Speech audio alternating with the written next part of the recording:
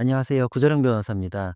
대선 막판에 이준석 후보로부터 나온 젓가락 발언이 굉장히 큰 논란이 되고 있습니다. 이 젓가락 발언은 대선 토론회에서 언급됐기 때문에 충격을 주었긴 한데 사건의 내용이 굉장히 더 커지고 있습니다. 그 이유는 첫 번째로는 민주당에서는 이 내용을 이준석 후보에 대한 공세의 근거로 사용을 했었거든요. 그래서 "후보직을 아예 사퇴해야 된다.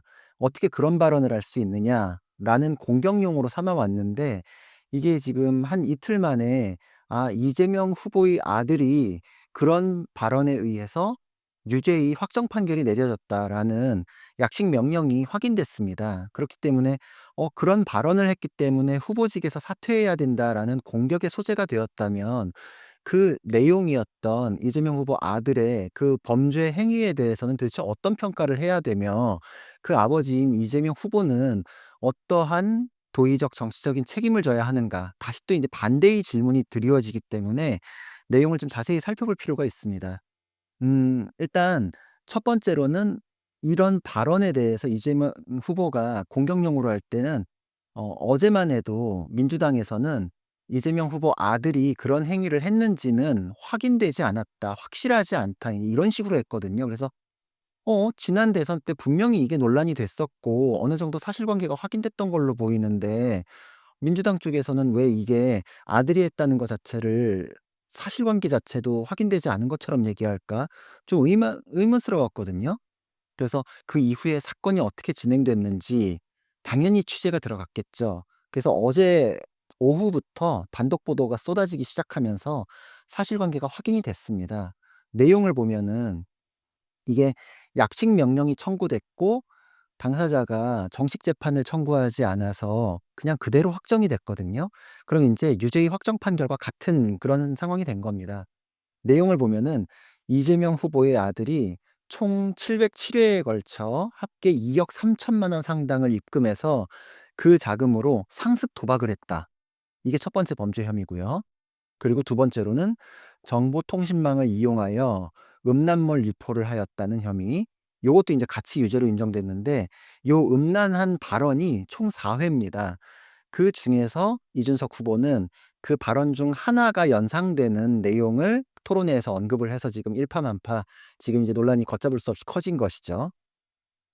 그런데 이게 지금 민주당 대응을 보면은 어제까지는 아들이 했다라는 거를 정면으로 뭐 확인을 하거나 인정하거나 그러지 않았어요.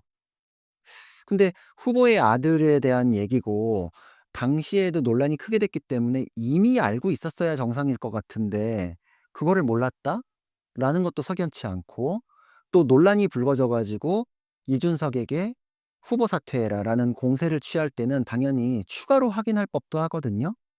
근데 이 논란이 불거졌는데도 확인하지 않았다? 이것도 좀 의아하죠. 그런 상황에서 "이거는 그런 의혹이 있었다. 확인되지 않았다."라는 식으로 어제까지는 언론 대응을 했었는데 막상 지금 약식 명령으로 사실관계가 확인된 걸 보면은 그것이 범죄로 인정이 되었고 약식 명령이 청구됐는데 확정까지 된 거거든요. 이제 여기서 인제 법적 지식으로 약식 명령이 무엇인지 확인해 보면은 범죄 혐의가 있을 때 수사기관은 수사를 해요. 그래서 수사를 해 가지고 '아 이거는 징역형까지도 가능한 범죄다.'라고 했을 때는 정식 재판을 청구합니다. 정식 재판 그러니까 이걸 구공판이라 그러거든요. 공판 그러니까 재판이라 그러는 거 아시죠? "구공판은 공판을 열어 주세요."라고 구하는 것. 그래서 구공판이라고 표현하고 이거는 그래도 사건을 보니까 벌금 정도로 끝날 수도 있는 사안으로 보인다. 유죄는 맞는데 벌금 정도 끝날 사안이면 정식 재판까지는 회부하지 않고 약식 좀 줄여 가지고 그 절차를 간이하게 하는 절차를 통해서 유죄 판결을 확인하자라는 게 인제 구약식이에요. 그래서 정식 재판을 청구하는 게 구공판, 약식의 재판을 청구하는 게 구약식. 그래서 이거는 검찰에서 벌금 정도 나오면 유죄만 확인되면 충분하니까 "벌금 정도 사안으로 가자."라고 해서 약식 재판을 청구했고 벌금 500만 원을 구하는 구약식을 했는데 법원에서도 이걸 인정해서 약식 명령을 발령을 했습니다. 이때는 당사자가 "나 이거 인정 못 한다. 나는 이거 무죄 다투겠다."라고 하면은 정식 재판을 청구할 수 있어요. 그런데 이재명 후보의 아들이 정식 재판을 청구하지 않고 그걸 그대로 수긍해 가지고 이게 확정됐습니다. 그러니까 이제 재판 절차가 확정된 거랑 똑같아요. 확정 판결이 내려진 거랑 똑같거든요. 그러니까 결국은 당사자가 이 혐의를 인정을 한 겁니다. 그러니까 어제까지 "확인되지 않았다. 이거는 뭐 이재명 후보의 아들에 대한 얘긴지를 알 수 없다." 이렇게 한 거는 인제 사실이 아니게 됐죠. 이재명 후보에 대한 어 논란이 맞고 이재명 후보의 아들이 이런 범죄를 저질러서 유죄까지 내려졌다. 여기까지 인제 기정사실이 됐어요. 그러니까 지금으로서는 이재명 후보의 아들에 대해서 이런 논란이 있다. 그리고 그것을 지적하는 이준석 후보의 발언이 적절한가. 이 두 가지 측면에서 인제 함께 논의해야 되는 사안이 되었죠. 그래서 이 사안은 어떻게 봐야 되는가. 이준석 후보에 대한 어마어마한 민주당의 공세가 있었기 때문에 '이준석 후보 혼자만의 문제를 볼 수 있는가.' 인제 그건 아니다. 인제 왜 확정 판결이 나왔으니까. 그러면 인제 저는 이거는 사건 구도가 이렇게 보면 될 것 같아요. 어떤 참혹한 범죄 사건이 발생했어요. 뭐 예를 들어서 살인 사건이나 그런 것들. 그 사건이 벌어졌을 때 언론사에서 그 사건 장면을 취재해서 방송에 내보냈는데 모자이크 처리나 이런 것들이 불충분해 가지고 막 선혈이 낭자하고 이런 범죄의 장면이 고스란히 시청자에게 전달이 되었다라고 하면 그 장면을 보면서 시청자들이 불쾌하거나 놀라거나 인제 이런 일이 벌어질 수 있겠죠. 그러면은 언론사에서는 그거에 대해서 사과를 합니다. 그거에 대한 문제는 그 범죄 사실이 사실이지만 그것을 제대로 블러 처리 같은 거 모자이크 처리 같은 걸 제대로 하지 못한 데에 대해서 책임을 지는 것이지 그 범죄를 방송사가 저지른 건 아니잖아요. 그러니까 그 불편한 상황이라는 거는 범죄자가 발생시킨 거죠. 불편한 상황, 불쾌한 상황, 있어서는 안 되는 상황은 범죄자가 발생시켰고 그것을 여과를 제대로 하지 못한 거에 대한 책임은 또 별개로 논해져야 된다라는 것이죠. 그러니까 이 전체가 이준석 후보에 대해서 전적인 책임을 지우는 거는 저는 옳지는 않다고 생각을 합니다. 그러니까 후보의 품격의 문제로 다뤄지는 것은 오케이. 그건 가능하다. 그런데 그걸 통해서 언급하려고 했던 것에 대해서는 사실관계는 또 별도로 가는 게 맞다. 그러니까 이것이 민주당에서 이준석 후보를 공격을 하면 할수록 세게 하면 할수록 그러면은 그 언급됐던 내용 자체에 대한 거는 책임이 더 크겠네요. 라는 식으로 다시 또 역으로 질문이 갈 수 있는 사안이다. 그러니까 인제 민주당의 해명이 좀 적절하지 않다는 부분이 거기서 발생해요. 그러면 이준석 후보가 지금 논란을 발생시킨 건 품격의 문제거든요. 그 품격에 의해서 이런 논란이 있고 "후보 사퇴까지 해야 된다."라고 했을 경우에 그런 그 논란의 원인이 된 핵심 내용, 사실관계는 이재명 후보의 아들로부터 발생했고 그건 범죄잖아요. 확정된 범죄인 경우에 그거에 대해서 그럼 민주당의 입장은 무엇인가라는 것이죠. 언급하는 것만으로도 국민께 불쾌감을 주는 충격적인 내용이다라고 할 것 같으면 그런 일을 발생시킨 정작 행위 당사자에 대해서는 민주당의 평가는 무엇인가라는 것인데 그거에 대해서는 지금 어떤 제대로 된 논평이 안 나오거든요. 그러니까 인제 이 부분에 대해선 '위선이다.' 이런 생각이 드는 것이죠.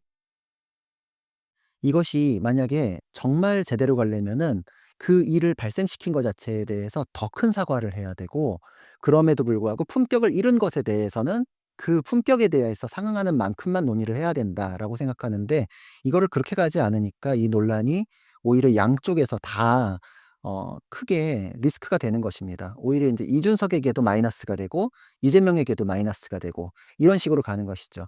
사안에 대해서는 두 가지를 함께 논의하고 함께 비판을 하는 것이 맞겠다. 인제 이런 생각을 하고 근데 여기서 한술 더 떠 가지고 민주당은 이준석 후보에 대해서 허위 사실 공표로 고발을 했다고 합니다.